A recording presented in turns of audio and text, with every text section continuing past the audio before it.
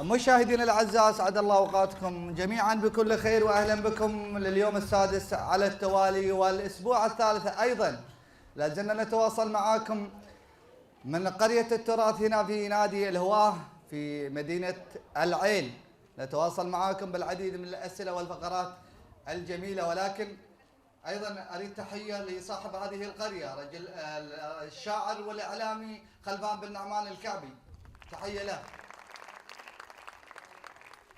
طبعا احنا الان متواجدين بالنسبه للمشاهدين الكرام، نتواجد على مسرح بوابه العين كما عودناكم دائما بتقديم ما هو عندنا على هذا المسرح الجميل، ولكن اسمحوا لي بهذه اللحظات وطبعا راح استعرض معاكم هذه الفقره. وطبعا هذا اليوم التاسع عشر من رمضان يذكرنا بذكرى ورحيل وفاة الشيخ زايد بن سلطان النهيان رحمة الله عليه، فنريد وقوف من الجمهور إذا تكرموا بهذه الذكرى،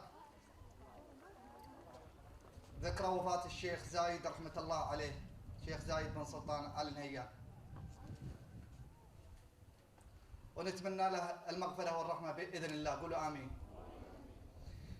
إذن نواصل معاكم مشاهدينا ومتابعينا حضورنا الكريم بداية فقراتنا في هذه الليلة، وطبعا راح يكون هناك كلمة تعريفية لهذه القرية، ولكن نبقى مع هذا التقرير وهذا الفاصل ونواصل بعد لحظات.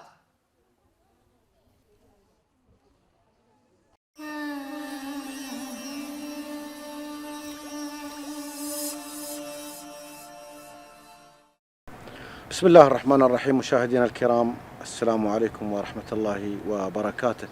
أهلا وسهلا بكم من خلال قرية التراث الثقافية. نرحب بكم في هذه القرية المتواضعة جدا.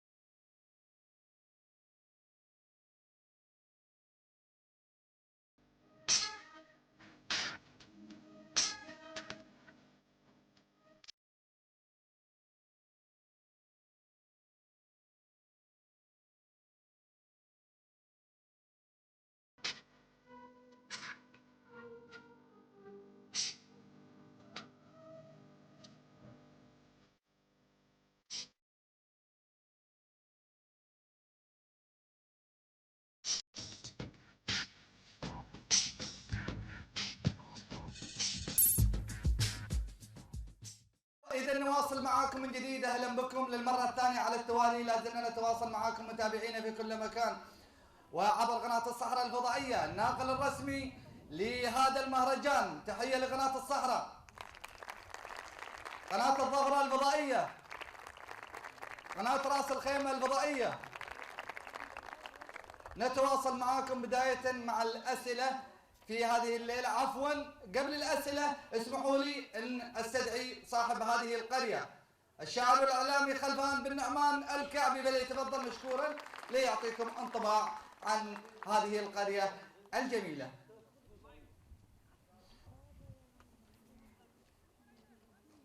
مرحبا ابو ناصر، سعد مساك. الله يحييك يا ابو الحاج، بيض الله وجهك. وياك المايك شكرا يا صديقي. مساكم الله بالخير جمهورنا الكريم.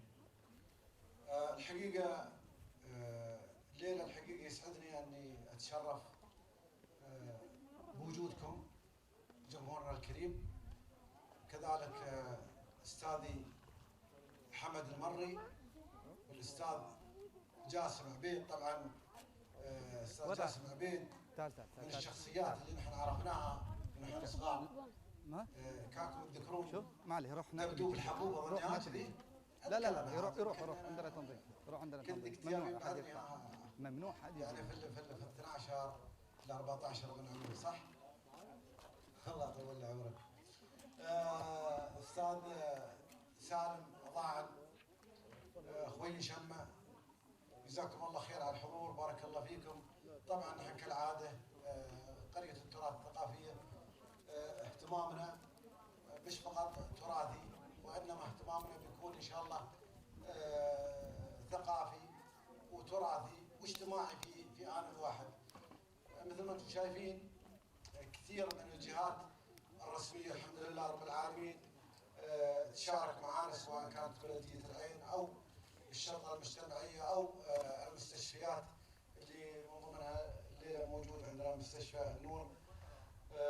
كذلك عندنا جهات نقول نحن خاصه شاركتنا، وجزاه الله خير الاستاذ حمد ما قصر بعد دعمنا وبيض الله وجهه، وان شاء الله الاستمراريه موجوده متى ما كنتم انتم موجودين.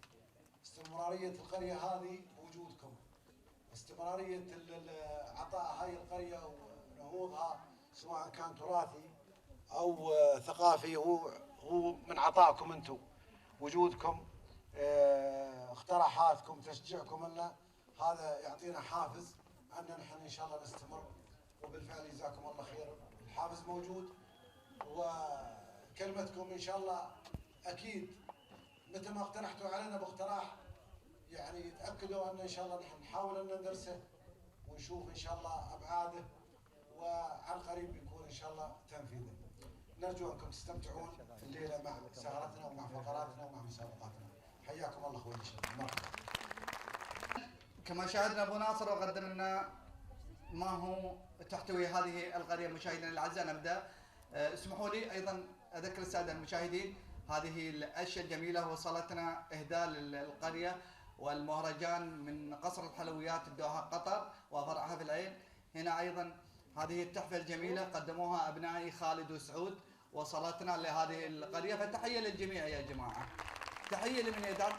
ايضا ارحب بالداعمين معنا في هذه الليله رجل الاعمال الاماراتي حمد بن ناصر بن حذري المري الراعي الفضائي. ايضا كل الشكر للاستاذ سالم بن ضاعن الراشدي معرف قبيله الرواشد هنا في دوله الامارات، قدم بكرتين. ايضا ارحب بالاستاذ الكبير جاسم عبيد الذي ايضا تواجد معنا في هذه الليله. ارحب بالجمهور الرجال، ارحب بالعائلات والاطفال، ارحب بكم مره ثانيه مشاهدينا ومتابعينا. نبدا اسئلتنا في هذه الليله. يقول السؤال الاول مثل ما هي المتشبه او المكبه؟ تعال عندي.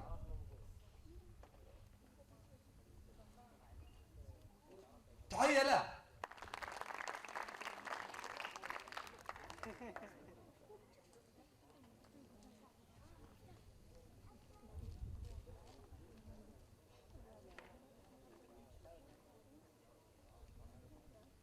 مرحبا بك، نتعرف عليك. سلطان خليفة النعيمي. او نعم، وتحيه لسلطان النعيمي. ما هي المتشبه؟ هاي اللي سكروا بالك يسكرها شو تصنع منه؟ من الخوص او مال النخيل. شو تقولون؟ ها لا، كلمة البريدي. عاطوه يستاهل. تحية للسلطان النعيمي. راح تبغي نقدم لك جائزة نسائية ولا رجالية؟ أقدم لك ها حق العيد يستاهل. وأيضا كوبون مقدم من لوريتال للأزياء. تحية لك يا سلطان، يعطيك العافية. السؤال الثاني اللي ما عنده حيلة لا، أي واحد ينطق بالجواب على راحتنا، لا نعطي مجال ولا عليكم أمر للعائلات إذا تكرمتم. اللي ما عنده حيلة تعالي. تحية لها.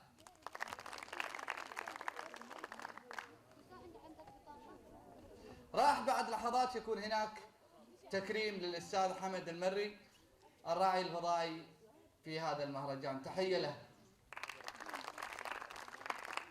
اللي ما عنده حيلة يتحيل. لا، ليس يتحيل، يحتال. ليس يحتال. عشان يحتال. وناصر أعطيها اختيارات علشان نوضح للسادة المشاهدين. هي اللي حسب المعلومة اللي وصلتني ليس الحيلة، من ليس عندها حيلة يلعب بالتيلة، وإجابة صحيحة. بالتيلة وإجابة صحيحة. أيضا نقدم لها هدية نسائية. نحاول نشوف من مركز المملكة اللبنانية للتجميل. يعطيك العافية. تحية لها.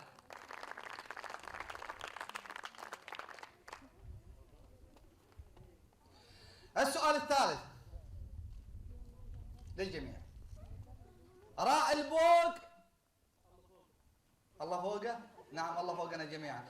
اسمحوا لي ايضا نقدم تحيه لجميع الجاليات اللي معنا وايضا مواطني دول مجلس التعاون. تحيه لها سلطنه عمان وبالتحديد الزاهيه، اهالي القوع، اهالي العين، اهالي ابو ظبي، دوله الامارات عامه، سلطنه عمان، الجاليه السودانيه، اللبنانيه، السوريه، الاردنيه، الفلسطينيه. تحيه لهم جميعا، جميع من والمصريه من الدنيا. تحيه لهم. راعي البوق بالنعمان لا تغشش، تراك صاحب القريه. سبحانك والله العظيم بسيط. راعي البوق تعال عندي. تحيه له.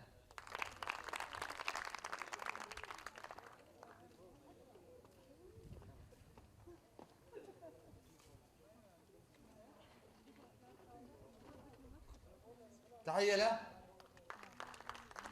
تعرف عليه؟ علي محمد ناصر المري. أو نعم، وتحية لعلي المري. علي ما هي الإجابة؟ ما يقفون. ما يروح فوق. ما يروح فوق. وأنتم شو تقولون؟ وأنا وش أقول؟ عطوه. أو عطوه يستاهل.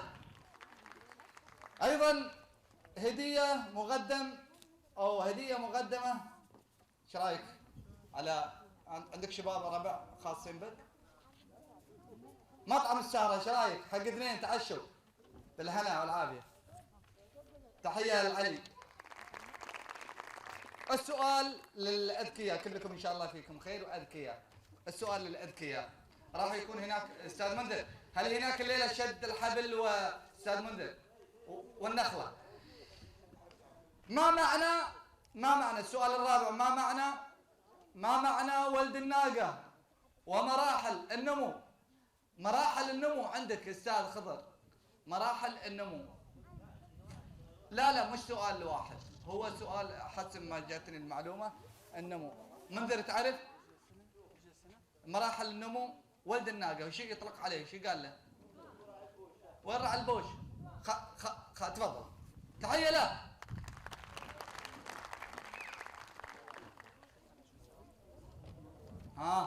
تراك بتطلع على التلفزيون الصحراء، انتبه. تعرف عليك؟ خالد ناصر ضرب الدرعي. او نعم، وتحية للدرعي. نقول له عطوه ولا لا؟ اعطاه. ما هي مراحل ولد الناقة؟ الحوار. إجابة صحيحة. الثاني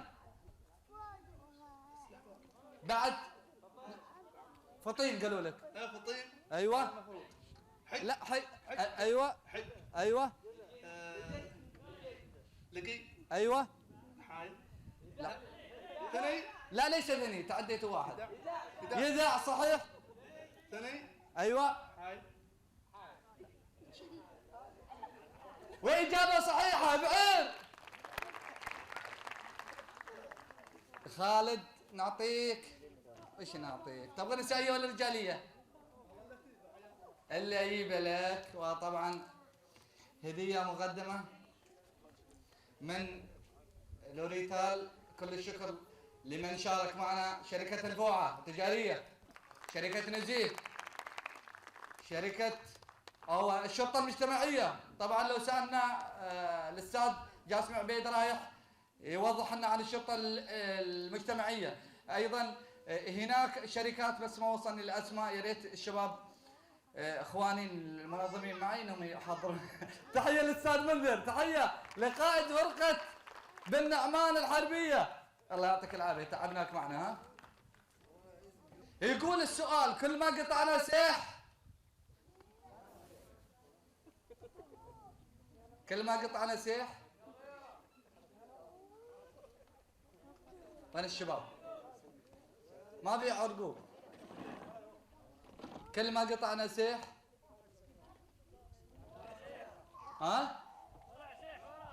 لا ما شيء سيح. كل ما قطعنا سيح يانا.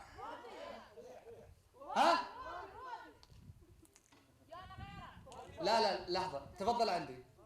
أنت أي نعم. شوفوا يا جماعة، احنا دائما نركز بدون كلام، اللي تعرف أو يعرف يمد يده ولا راح يحترم الجائزة. شو رأيكم؟ كلام صحيح ولا لا؟ تحية لها.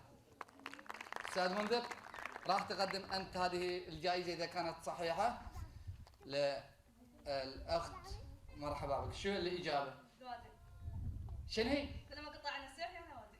بس انت لا تنسين الحين صديقاتك وزميلاتك والجمهور قدامك شاشة التلفزيون، هل تتوقعين الإجابة صحيحة أم لا؟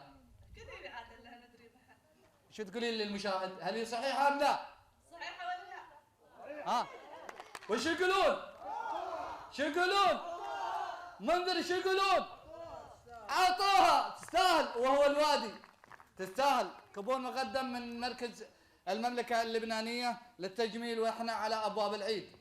نتمنى من العلي القدير ان الله يتمم علينا هذا الشهر الفضيل وان يعودنا عليه سالمين غانمين اجمعين. تحية لها.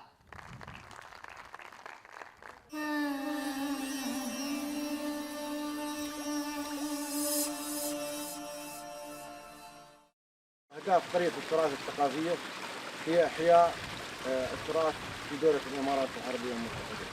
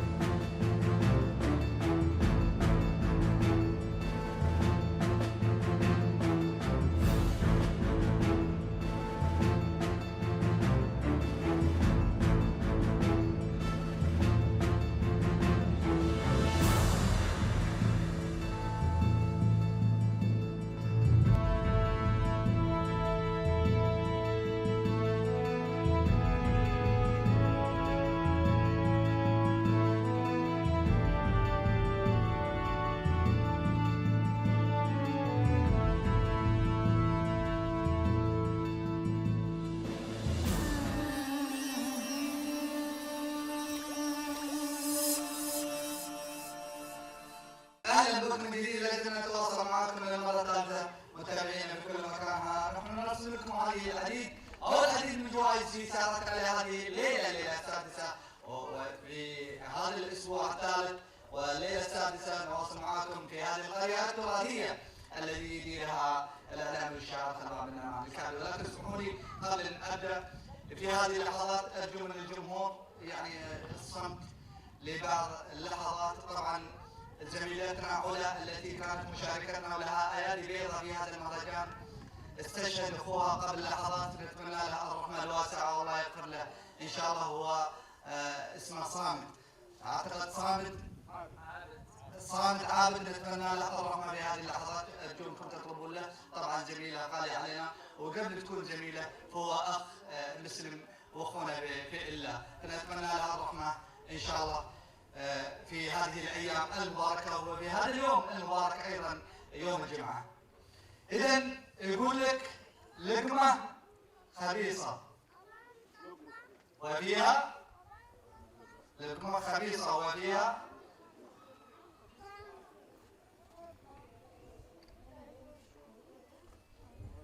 لقمه خبيصه وفيها خبر. الليله ما رايح افوزك معي. تدري ليش؟ لانك غالي عندي. يا اخي حرام عليك، انا سلام اعطيك والله قاعد اشجع فيك. تعال ما شاء الله عليك، الظاهر اني اوكلك محامي عنده خبر في سلمه هنا. تحيه لهم. يقول لك لقمه خبيصه وفيها السؤال ما عندكم عندك انت. تعال انت ايوه ارجع.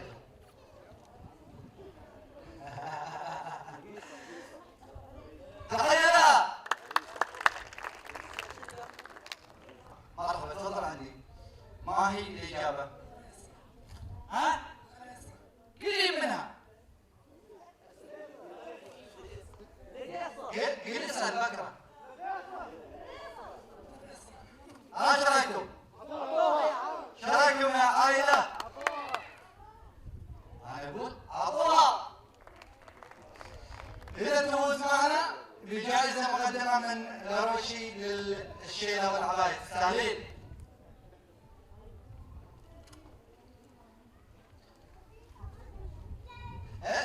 طبعا اسمحوا لي قبل لا ابدا السؤال هذا باسمي وباسمكم نرحب بالسيد سالم بضاعة الراشدي الذي قدم بكرتين في هذا المهرجان. تحية له. تفضل عندي. راح يعرفنا عن الهجن. انتم طبعا اكثركم ان شاء الله يعرف الهجن والهجن اللي ما عنده سبوبين متحيله ولا خبره على الشاشه يبين يقولها ما يفطروش. عوني اللي تطوي الميدان طيب يتبدل على اليسار وعلى اليمين. مرحبا بك ابو احمد. اول شيء ارحب بك وتحيه للجمهور. ثانيا تعطينا ملخص بسيط عن دور الهجن وايضا عندك تكريم او مفاجاه في هذه اللحظات. والمايك مايك. الناس معي اعد لكم قصيده طبعا بمناسبه الهجن. يقول ركض النهايه يريح عنك ولدت هبيه يوميه الكل يبغي خبر منك من يوم تملك الاوليه. يوم المذيع يقول انك تنزاح همومك الاوليه. يوم المذيع يقول انك تنزاح همومك الاوليه. حدوك يبيع سنك تحس بعزومه قويه. يا ناموس منك ليتني خال اخويه وصلت لنا. عندك مفاجاه.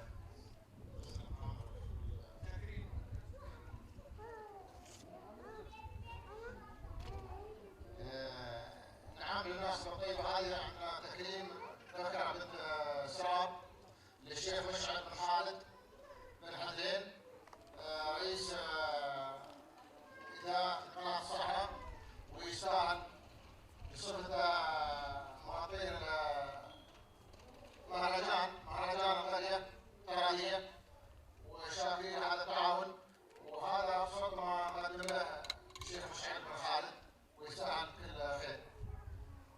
ابو احمد يعطيك العافيه. وايضا كما سمعتم هذه البكره التي قدمها باتصالات للشيخ مشعل بن خالد بن حزين رئيس اداره مجلس او رئيس مجلس اداره قناه الصحراء الفضائيه التي دائما وابدا ما تلقاها في عمق الحدث التراثي الخليجي العربي. ابو احمد شكرا على الهديه والله يعطيك العافيه. وطبعا راح يكون يوم الخميس القادم بكره ويوم الجمعه بكره صحيح؟ ان شاء الله باذن الله تعالى.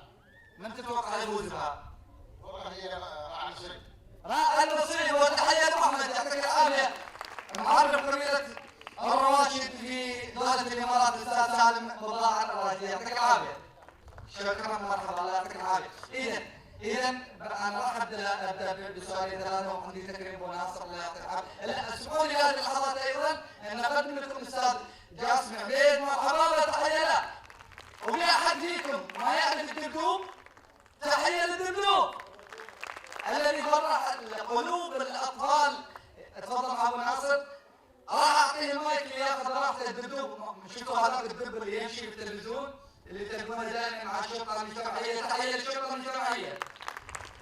دائما تشوفونه بالزي الجميل للدبدوب. انا اتمنى اقول كذا نفس الدبدوب بس انا ضعيف. تحيه لجاسم عبيد المخرج المميز والاعلامي الشهير. مرحبا بك ابو عبيد. عليكم السلام ورحمه الله. يعطيك العافيه. مرحبا. اولا احييك وارحب بك بكلمه تحيه في قريه من عمان. وانا سعيد الحقيقه ان اكون في هذه القريه التراثيه. اول مره طبعا ازورها ولكن كني اعرفها من سنوات. وشكرا لنعمان على الحقيقه على تعبه وعلى جهوده الطيبه اللي ادى هذه او سوى هذه القريه لاخواننا طبعا التراثيين واخواننا يتعرفون على التراث من خلال هذه القريه. اكثر شيء طبعا تعريفهم هو عن طريق استاذ محمد وعن طريق قناه الصحراء الحقيقه هي اللي توصل هذه التراث لكل بيت يشاهد هذه القريه. تسلم. وليد ما شد انتباهك في هذه القريه بالتحديد؟ طبعا لأن بالليل شفت اشياء حلوه اول ما دخلت. تراث فعلا التراث اللي هو تراثنا، تراث الامارات، تراث طبعا دول مجلس التعاون الخليجي نفس الشيء. فلفت نظري اول شيء المسرح طبعا القريه بدايه مدخلها الحقيقه تحس ان نفسك انه فعلا داخل قريه تراثيه حقيقيه. جميل. على اساس الجمهور متواجد معنا ابو عبيد، طبعا انتم عرفتم الدبدوب ترونه دائما او قريبا من الشرطه المجتمعيه، لهم كل الشكر على تقديم جوائز المهرجان، لهم كل الشكر على ما يقوم به ايضا في الاصلاح دائما في كل بيت. استاذ جاسم، نبغى شخصيه الدبدوب. طبعا شخصيه الدبدوب اعتقد انكم عرفتوها. طبعا شخصيه الدبدوب بدات من 75 77 في تلفزيون ابو ظبي. دائما متواجده في الحدث، دائما متواجده مع الاطفال، دائما موجوده في المناسبات، كان المرور او غير المرور او المخدرات او اي شيء، دائما في المدارس. شكرا طبعا في الفتره اللي حوالي 30 سنه مع الدبدوب الحمد لله. اشكر منطقه ابو ظبي التعليميه ومجلس ابو ظبي التعليمي ان اعتمدت محاضر ان اروح احاضر في المدارس حول العادات والتقاليد وحب الاطفال بالوالدين والتعاون من خلال هذه الشخصيه. طبعا شخصيه الدبدوب كنت اتمنى ان اكون مع اخوي خلفان في هذه القريه بهذه الشخصيه، ولكن ان شاء الله في مناسبه جايه ان شاء الله، في مناسبه الاعياد بتشوفون هذه الشخصيه من خلال ايضا قناه الصحافه المتواجده دائما في قلب الحدث ودائما في الحدث الخليجي، دائما متواجد طبعا مع اخوي محمد البريدي واخواني المخرج والمصورين. حقيقه من هذه القناه شكرا لهم على هذه التغطيه رمضانيه وغير رمضانيه، دائما نشوفهم في اي مناسبه تراثيه متواجدين. شكرا لهم على جهودهم الطيبه. فدعوه ان شاء الله من صاحب شخصيه الدبدوب اللي هو جاسم عبيد، ان شاء الله حتشوفون شخصيه الدبدوب في الاعياد وفي العيد الاضحى ان شاء الله على هذا المسرح، على هذه القريه ان شاء الله. وكل عام وانتم بخير. تحية للفنان والمبدع والمخرج المميز الدبدوب جاسم عبيد، تحية له يعطيك العافية. إذا نبقى مع الأسئلة. العود اللي مايلين، تفضل أخوي، لا اسمحوا لي أول مرة أشارك معك، تفضل عزيزي. بس يا ريت تخلي الطفل تجينا بدون طفل. تحية له. راح يكون بعد هذا الفاصل تكريم رجل الأعمال الإماراتي الأستاذ حمد بن ناصر بن حسين المري، له كل الشكر على دعمه لهذا البرنامج. عليكم السلام. تعرف عليه؟ أيمن جميل. من وين؟ من مصر. من وين؟ مصر.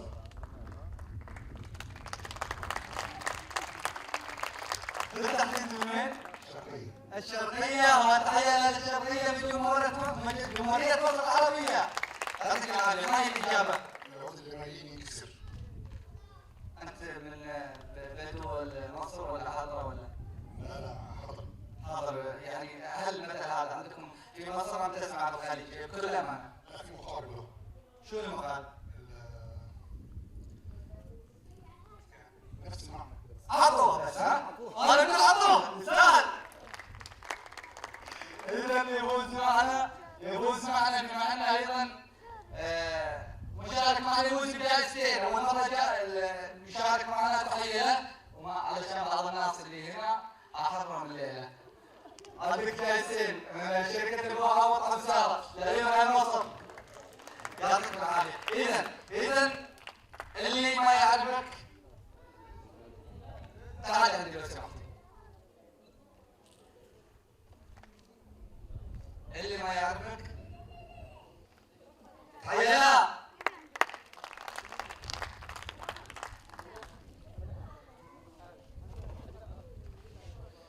تعرف عليك ولا الإجابة؟ اللي ما يعرفك شو تقولون؟ صح ولا خطأ؟ ها؟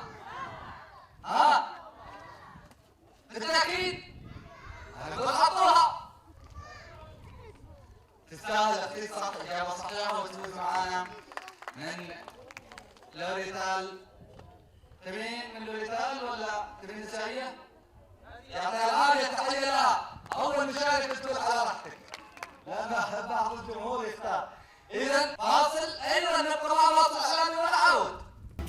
اذا نواصل معاكم من جديد مشاهدينا ومتابعينا في كل مكان. كل عام وانتم بخير بهذه الايام الطيبه والعشر الاواخر من شهر رمضان المبارك. نحن نتواصل معاكم بالمزيد من جوائز الفقرات التراثيه هنا في قريه بن نعمان لنادي الهواء نادي العين، القريه التراثيه التي تنوعت بالعديد من الفعاليات والاشياء الجميله والتي سوف تشاهدونها في التقرير الخاص في هذا البرنامج. لكن في هذه اللحظات ايضا احب اشكر الرعاة الفضائيين، الراعي الفضائي مؤسسه وشركه بن حدليل للنقليات العامه. وطبعا اسمحوا لي هذه اللحظات ان استدعي صاحبها ومالكها رجل الاعمال الاماراتي الاستاذ حمد بن ناصر بن حدليل المري، يتواجد معي ويا ابو ناصر يعطيهم العافيه، اللي نكرمهم ايضا من قناه الصحراء الفضائيه قامت بدرع تذكاري تكريما لابو ناصر.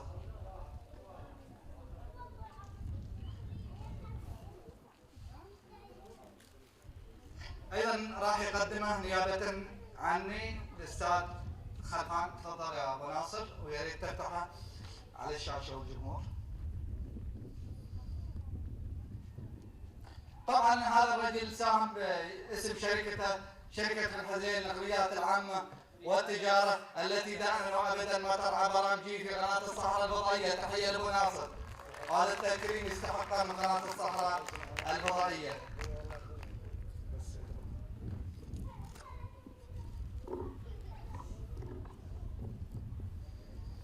هذا الدرع مقدم من قناه الصحراء الفضائيه لجهوده ودعمه الا محدود ابو ناصر، وباسم شركه بن حدليل للنقليات يعطيك العافيه ابو ناصر. بهذه المناسبه هنا اكمل لك طبعا. اولا بسم الله الرحمن الرحيم، مساء عليكم بخير. اشكر الاخ خلفان على هذه القريه التراثيه، واتمنى من الله سبحانه وتعالى يوفقهم، وان كذلك ان تستمر الجهود. وادعو من الان من اهل المنبر الاخوان الخاص ان يقوموا بدعم هذا التراث، لان التراث تراثنا وهذا الشيء تعريف للابناء. كذلك انا اشكر قناه الصحراء على التكريم، وهذا مو مستغرب على الصحراء ولا صاحبها الشيخ بن حدليل. وعلى العاملين في الشارع احب اشكركم بشكل خاص، لان هذا التكريم صراحه تسبيح، تكريم غير عادي ومشكورين. كذلك انا اشكرك محمد، واتمنى من الله جل وعلا ان يكون الناس مساهمات اكثر في هذا الشيء. فاللي قدمنا ترى انا مش متقاعد على شيء جديد، وليس يعني بالكثير في خدمه هذا الوطن وخدمه التراث وخدمه قناه الصحراء. قناه الصحراء صحراء قناتنا الخاصه بنا، قناه التلفزيون. وكذلك يعني اكرر الشكر للشيخ مشعل والقناه من عام الى عام الياء والاخ محمد بشكل خاص على هذا الشيء، واشكر خلفان على التكريم. واتمنى ان وجودك معنا تشريف استاذ ابو ناصر، هذا وصلتك هنا شرف كبير لنا. دعمك هذا بالفعل محسوب نعم، يخدم التراث ويخدم القريه، وانت ما قصرت، بيض الله وجهك. يعطيكم العافيه ابو ناصر. وطبعا انت من الكرماء والقريه تستاهل، وقمت بالواجب وقدمت بالعديد من الدعم لهذا البرنامج. وشكرا لك ابو ناصر بن حدليل الذي دائما وابدا ما ترونه في برامج الصحراء ويدعمها، ودل على شيء بينما يدل على حبه ودعمه للتراث الاماراتي والخليجي. شكرا لهم. اسمحوا لي هذه اللحظات ان استدعي زميلتي شيماء لتقدم الفقره الخاصه بالاطفال. تحيه لها.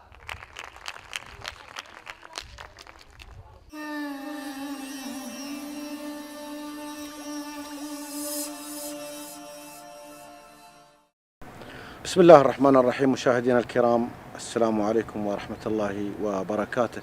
أهلا وسهلا بكم من خلال قرية التراث الثقافية. نرحب بكم في هذه القرية المتواضعة جدا.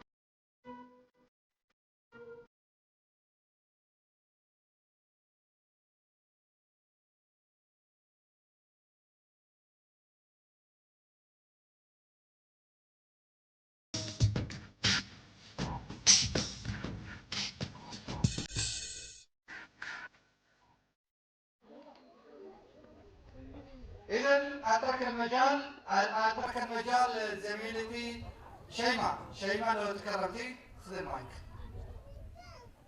طالع التلفزيون قدامك.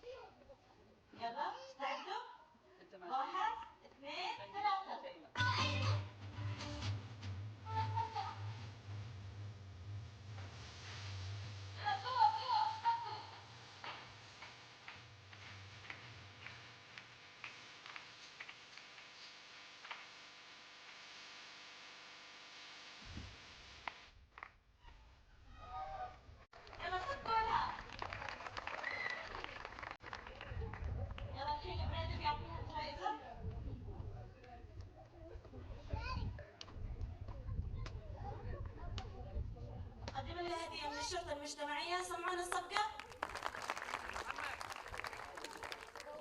محمد يعطيك العافية.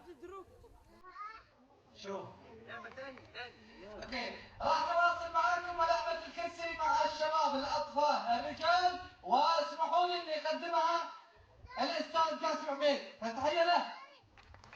ارجو من الشباب تنحون طويل لو سمحتوا، لأن الأستاذ قاسم هو الدكتور ومتعود على فقرات الأطفال. تحية له. شكرا أخي محمد. والحين مع فقرة الشباب. طبعا قبل شوية احنا شفنا فقرة الأطفال، فشكرا للأخت اللي قدمتها. وخلونا نشوف فقرة حق الأطفال، وأكيد إن شاء الله راح تفوزون طبعا في جوائز قيمة عندنا من خلال القرية ومن خلال قناة الصحراء. وخلونا نشوف الشباب اللي مشارك معانا. أجوا الثلاثة تعالوا. كم واحد عندنا؟ زين، تعال أنت. خلينا نشوف منو يشارك؟ أنت ما شاركت؟ تعال. تعال أنت هنا. كم واحد؟ كل واحد على مكانه. 1 2 3 4 5 6 7. يلا. كم واحد؟ 1 2 3 4 5 6 1 2 3 4 5. خلاص. 6 يلا مشكورين. زين.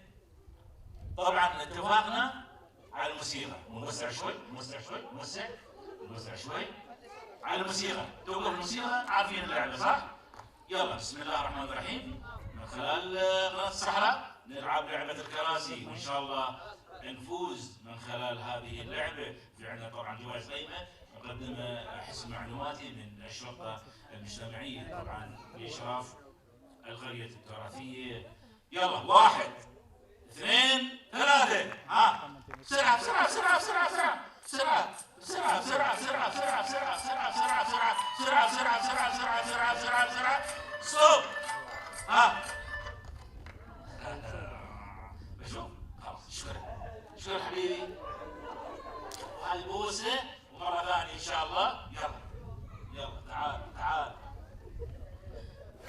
بس بعد شوي بعد شوي ها. يلا بسم الله 1 2 3 ها بسرعة بسرعة بسرعة بسرعة بسرعة بسرعة بسرعة بسرعة بسرعة ها. ليش ما جلست؟ يلا شكرا ها شيل الكرسي يلا بسرعة يلا بسم الله. يلا 1 2 3 ها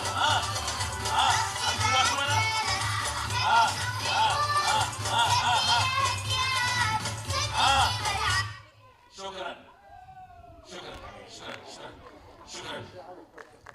أنا أشوف 2 في كم؟ في 3 بس. يلا 1 2 3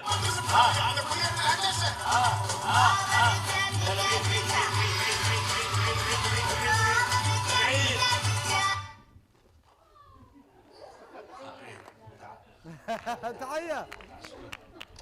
يلا شكرا ما شاء الله. ها اخر الكرسي طول شوي استاذ جاسم. خلهم ياخذ لهم برا زيادة. ايه زيادة. استاذ محمد يقول زيادة. يلا 1 2 3 شو هيك عجلة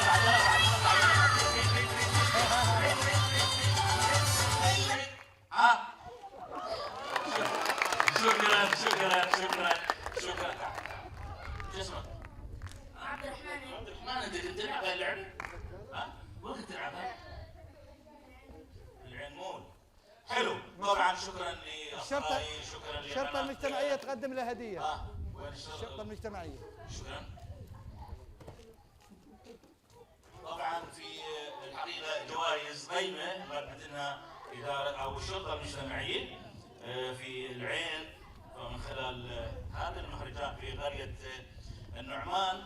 فشكرا لقرية التراث طبعا، وشكرا اخوي محمد، وشكرا لاصدقائي، وشكرا لبنات الصحة.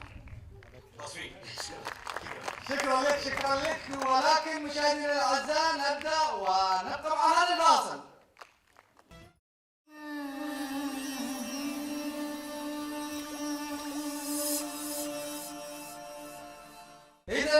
إذا من جديد نرحب بكم مشاهدينا، لازلنا نتواصل معكم ومع أسئلتنا لهذه الليلة. ما شاء الله يقول الشاعر الليلة نسمع هذه جميلة، وطبعا بالأمس كانت عندنا رطوبة واليوم جوها جو شاعري، يعني عندي شعر يقول الشاعر وجو البلد هادي ولا تشار تكتر مي عليها الندى وغصونها الرطب مشبوكة، تمنيت اشوفك يوم نامت عيون الحي وعذابنا ناموا والابواب مسكوكة. هذه كلمات الشاعر الكبير علي محمد القحطاني. اذا نبدا مع الاسئله. تاكل عند ريلها وتدعي على تاكل عند ريلها وتدعي على تدعي ليس تدعي وتدعي تاكل عند ريلها وتدعي. تفضل عندك اجابه؟ تفضل. تحيه لجاسم عبيد. بس ترى اذا غلط برجعك مع الجمهور، مش عشان تسميني وهذه اشكرك. تحيه له. انا ما اسمع هنا تحيه. اعلامي وهذا الشيء لا صح. تاكل عند ريلها وتدعي لمطلقها. كلام واجابه صحيحه. وش بتقول؟ عطوا. نقدم لك ايضا للمدام، شو رايك؟ والله ما ادري هو ضربي ولا بالعين، لا من للرجال للازياء، تحيه لهم ايضا جميعا. ايضا اسمحوا لي بهذه اللحظات ان يحضر عندي هذه اللحظات الاستاذ خلفان بن امان الكاعبي مدير هذه القريه، ايضا لتكريم ولي الامانه حمد بن ناصر بن حسين البري صاحب شركه مؤسسه بن حسين النقليات العامه. تكريم من القريه، تكريم خاص، تحيه له لهذا الداعم. انا ما اسمع تحيه صراحه. يعطيكم العافيه. همتنا يا شباب، ورانا السحور ورانا الطريق. هذا التكريم موجود هنا. تفضل عندي استاذه خلفان. طبعا من القريه التراثيه باسم خلفان بن نعمان. انت طبعا تستحق اذا تحبيتوا بتهادوا. طبعا ابو ناصر ما شاء الله رجل يعني ما اقدر اوفيك حق القرآن. كل مصيبه من قريه التراث الثقافيه ورمز محبه. ورمز محبه مثل ما ذكر اخوي خالد. جزاك الله خير.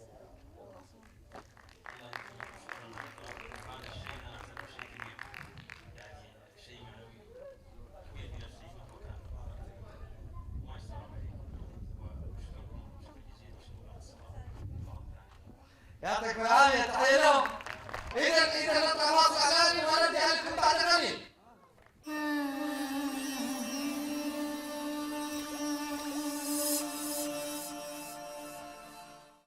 أهداف قرية التراث الثقافية هي إحياء التراث في دولة الإمارات العربية المتحدة.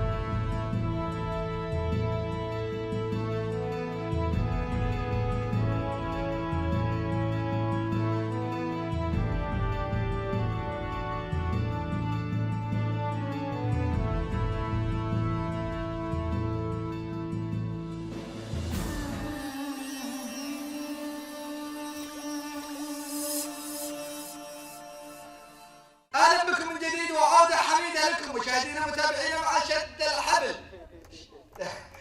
تحيه لهم. فريق الرجال للازياء وفريق لاروشي للعبايه، الشركات المساهمه معنا.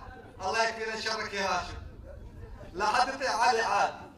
انا راح اعد 1 2 3 لاروشي يفوز ونقدم لهم جوائز. ايضا جوائز هذه من الشرطه المجتمعيه. تفضل يا هاشم. راح نعطيكم جوائزكم. تفضلوا راح تفضلوا لحظه خليكم معي. طبعا مقدمه من المركز اللبنانيه للتجميل. يعطيكم العافيه، تحيه لكم جميعا. تحيه لبنانيه ان شاء الله. تفضل. تحيه لهم.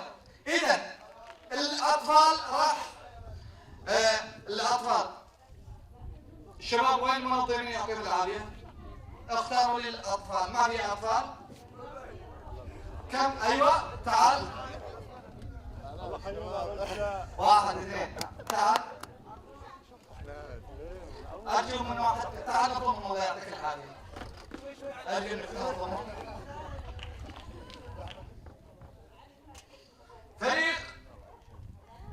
فريق الزاهية وفريق القوة.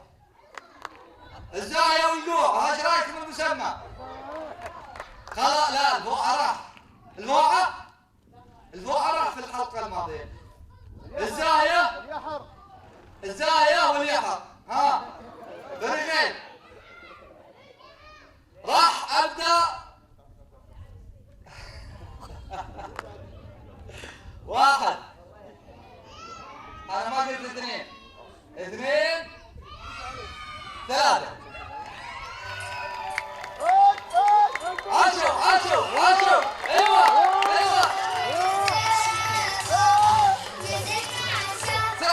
سرعة. انتبهوا وراكم. ايوه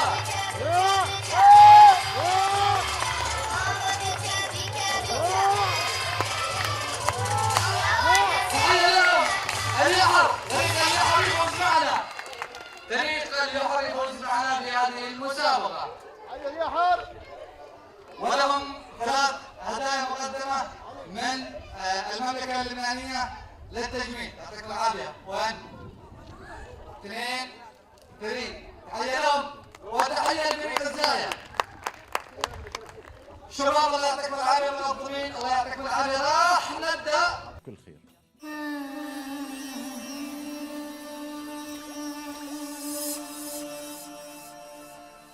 إذا راح مشاهدينا ومتابعينا بكل مكان لازلنا نتواصل معكم بالعديد من الأسئلة والفقرات التراثية، ولكن اسمحوا لي بتسلق النخلة. طبعا واحد أزعجني يقول أنا لازم أركب النخلة، هو فيصل من الزاهية. يتفضل مشكورا. مرحبا فيصل. تفضل أخوي. تفضل اسمع. تفضل فيصل. تحية لسلطنة عمان الزاهية. فيصل يعطيك العافية. أنت قبل نبدأ البرنامج قلت لي أنا أريد أركب النخلة. يعطيك العافية. مشاهدينا الأعزاء بكل أمانة ما قال لي شيء ولكن حبيت ما أسمع. تفضل يعطيك العافية.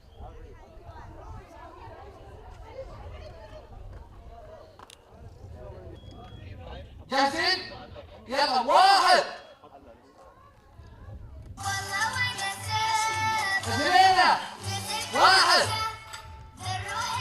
خذ 2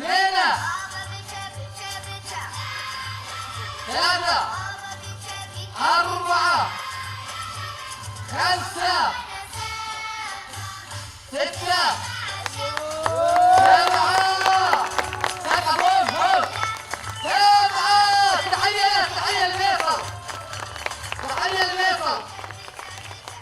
تحية الفيصل من منطقة الزاهية. ما بكم حيلة. راحت عندها لليحر من ساعة ولكن ردوها للزاهية. تحية لهم. نزل رطب. عطنا رطب يا فيصل إذا تكرمت. يفوز معانا بهدية مقدمة من شركة نزيه. تحية لشركة نزيه. يفوز معنا بهدية مقدمة من شركة نزيه. فيصل تعال عندي. يسعد مساك. ايش كانت شعورك؟ والله طبيعي. عادي؟ من ساعة كل ما بر بين الأخبار. اسمع مرة؟ ايه. لا والله. زين أنا بعطيك بعد جائزة ثانية وتجيب لي من فوق. تجيب لي خوصة من فوق. نعم. يا رجال تحية كنت يستقبل. يعطيك العافية يا صاحبي الأهداف. بلغ تحياتنا لأهل الزاهية. يعطيك العافية. إذا نواصل معكم ومع بعض الأسئلة اللي أنا راح أرجو من أخوي تواجد عندي الأرقام قبل أعطيهم سؤالين. الأرقام تحضروا لي الأرقام علشان نرقمهم.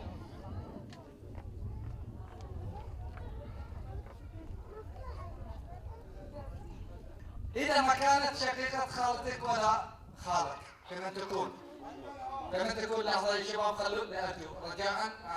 أنا اللي أختار. إيه تفضل عندي.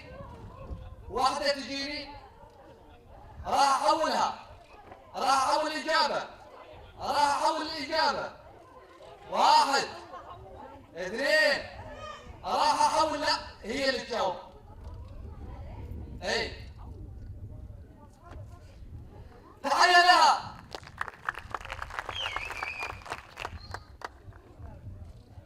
إذا ما كانت شقيقة خالتك ولا خالك من تكون؟ إجابة خاطئة. السلام عليكم مرحبا خالتي. ما هي الإجابة؟ أمك؟ أخت أمك. أخت أمك ولا أمك؟ أمك. إذا ما كانت شقيقة خالتك ولا خالك من تكون؟ أمك. الإجابة صحيحة. ونقدم لها أيضا هدية مقدمة على جميل عطياه ولا عليك أمر من شركة النزيه. تحية للخالة.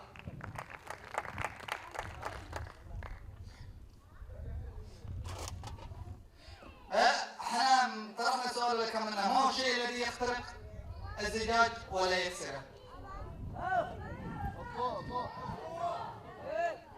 انت تعال.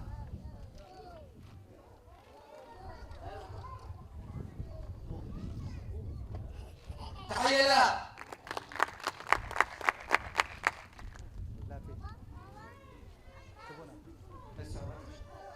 إذا نواصل معاكم هذه الفقرات. مرحبا أختي يعطيك العافية. ما هي الإجابة؟ شنو؟ صديقاتي شو تقولون؟ عطوها. شو نقول؟ عطوها. تستاهل. وطبعا هو الضوء الذي يخترق الزجاج ولا يكسره. تستاهل أيضا. ايش رايكم في لاروشي العباية للشيلة والعباية، بما انها امرأة يعطيك العافية وتتهني بها. تحية لها. اذا الصعوبات الحين. الصعوبات نبدا مع الصعوبات. هذه الاطفال. الشباب. هذه للشباب. للشباب.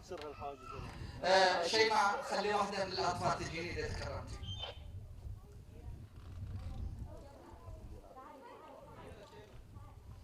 شوفي لي صغيرة تختار رقم.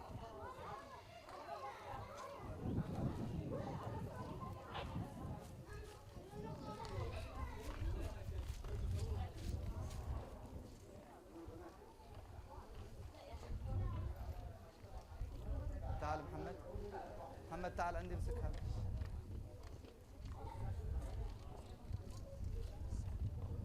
اهالي الغربية ظاهر الليلة مرة ما شاء الله عليهم ما عندهم حركة. اختاري حبيبتي لنا رقم. صاحب الحظ السعيد الذي سوف يفوز بجائزة بدون سؤال. صاحب الحظ السعيد هو الفائز. صاحب الحظ السعيد هو الفائز. رقم 1 4 3 8. هذا للرجال ليس للحريم او الاطفال. 1 3 8 3. سرم على الجماعة اللي سرم. عطنا خير يا استاذي.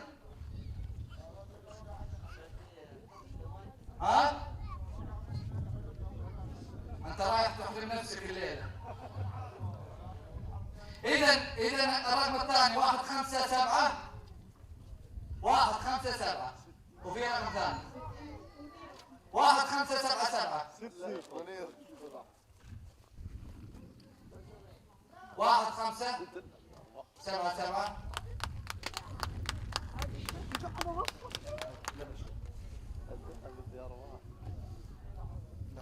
هذه خليها. اعطني الرقم اتاكد منه.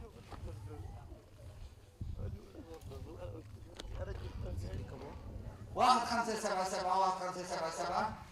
اوكي نقرب من كاميرا الكريم اذا تكرمت الاستاذ غازي. اخذ لي الرقم لكي نثبته للساده المشاهدين. 1 5 7 7. وايضا الكوبون الثاني 1 5 7 7. عطى استاذي. عطى كوبون مقدم مركز المملكه اللبنانيه للازياء. عطني مال الاطفال خلها تختار.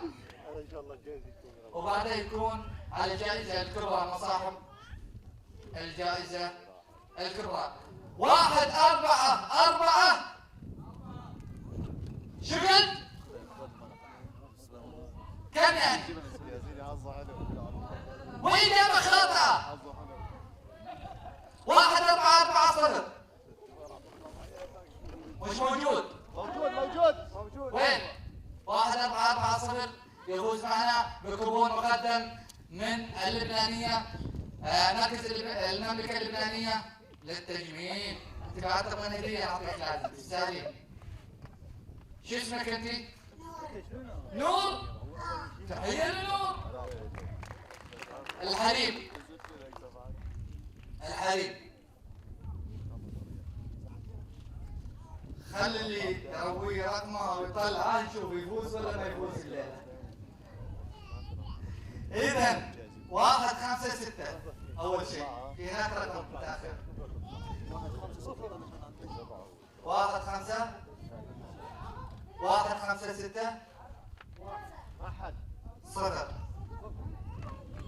0 تحية لها. لحظة نشوف لها نختار لها النسائية. في شيء نسائية. جميل. هي صاحبة كوبون رقم 156 تحية لها يا جمهور. تحية لها 156 أعطينا الرقم اللي عندك إذا تكرمت لأقارنا أمام شاشة التلفزيون والمشاهد. باقي الجائزة الكبرى أرجو ما حد يمر من هنا إذا تكرمتم والهدوء إذا تكرمتم. جميل. 156 كما تشاهدون جمهورنا الكريم. 156 إذا ممكن أستاذ غادي تأخذ لنا الرقم 156 156 تهانينا والناموس لها بهذا الإنجاز المحقق. تحية لها. نعطيها كوبون مقدم من مركز اللبنانية للتجميل. يعطيك العافية. أيضا أعطنا جائزة للطبلة. جائزة أوكي. هدية مقدمة من الشرطة المجتمعية لهم كل الشكر. تحية للشرطة المجتمعية. يعطيك العافية حبيبتي.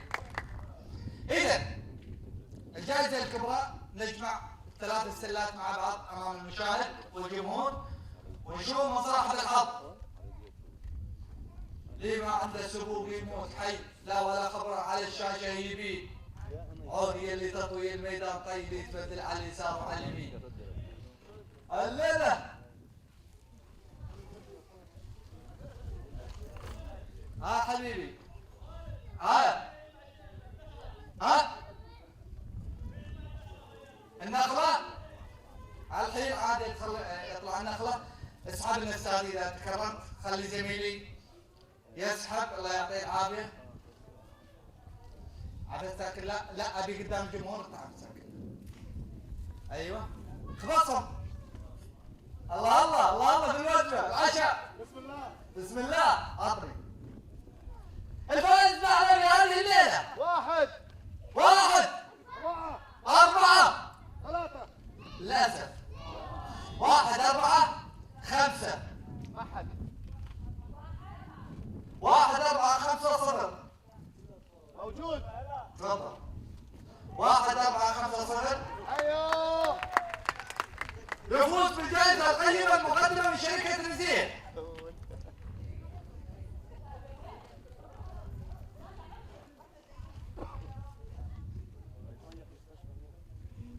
عطنا الرقم. خليك عندك ولا عليك كاميرا علشان نقرب منك. 1 4 5 0 1 4 5 0. إذا هذه الرقمين المتشابهات نفس الرقمين للسادة المشاهدين يشاهدوها على شاشة التلفزيون. يعطيك العافية. متعرف عليك أول لو سمحت. لا حسين القضاء من وين؟ من الأردن. وتحية لأهل الأردن. يفوز معنا بهذه الجائزة.